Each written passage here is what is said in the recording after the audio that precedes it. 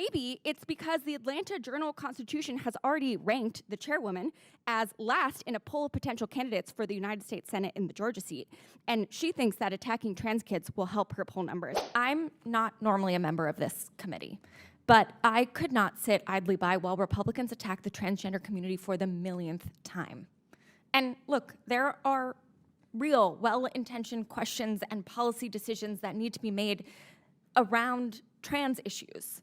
I understand that. For a lot of people, these issues are new. It can feel intimidating to talk about them, scary to ask questions. We need to be having dialogue. But that's not what we're doing today in this hearing. This hearing is a waste of time and neglects to provide actual oversight of the ways the Trump administration is dismantling our government and hurting women and girls. Madam Chairwoman, would it be accurate to say that you believe no one should receive gender-affirming care? I believe that no minors should receive gender-affirming care, sex changes, mutilating their body. Okay. They can't vote. They should can't receive get a gender-affirming tattoo. They can't drive a car. Okay, they thank can't you. join the military. Thank you. I ask this because many people believe that Botox, filler, boob jobs are all gender-affirming care, and I know many of my colleagues, probably on both sides of the aisle, have partaken in this gender-affirming care. But okay, let's take this committee at its word that this hearing is about protecting women and girls. Ms. Goss-Graves, the Department of Education's Office of Civil Rights is the primary entity that investigates discrimination against women and girls in sports in school. Is that correct? That's correct. That protects women and girls against sexual assault, whether in sports or elsewhere. Is that correct? That's correct. All right. Well, then would you say that getting rid of the Department of Education's Office of Civil Rights would hurt women and girls?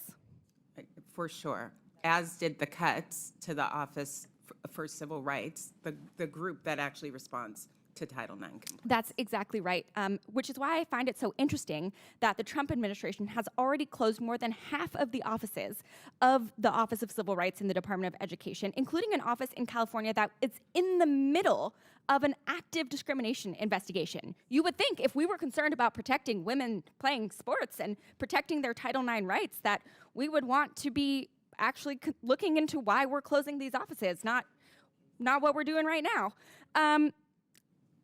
For the record, for folks watching, this is also the office that investigates anti-Semitism, incidents of anti-Semitism on college campuses. So remember that when my colleagues try and tell you that they're standing up for Jewish students. But I have a theory. I think we're probably talking about this issue instead of what the Trump administration is actually doing because my colleagues don't want to talk about, for instance, the 99,301 people who are at risk of losing their Medicaid in Nancy Mace's district, or the 54,466 people who are at risk of losing their Medicaid in Brandon Gill's district, or the 69,698 people who are at risk of losing their Medicaid in Pat Fallon's district, or the 263,276 people at risk of losing their Medicaid in Eli Crane's district, or the 235,530 people at risk of losing their Medicaid in Chairman Comer's office, or the 155,530 people at risk of losing their Medicaid in the Chairwoman Marjorie Taylor Greene's office, or the 1.7 million people statewide in Georgia who are at risk of losing their Medicaid, or the 320,818 students who rely on school lunch in Georgia in order to get their food who are at risk of losing that. Maybe it's because the Atlanta Journal-Constitution has already ranked the chairwoman as last in a poll of potential candidates for the United States Senate in the Georgia seat.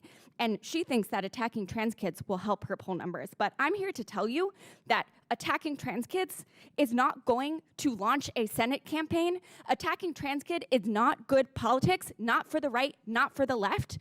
The American people did not say that they hate trans kids and they hate trans people in this last election. What they said is that they want us to take care of them. They are mad that someone else is getting surgery paid for when they are drowning in medical debt. They are mad that someone else is getting housing paid for when they can barely afford rent. So let's be clear that on both sides of the aisle, it is bad politics to attack trans kids, and it is a shame on this body that we work in that we all even have to be having this conversation today. Thank you so much, Madam Chairwoman. I yield back.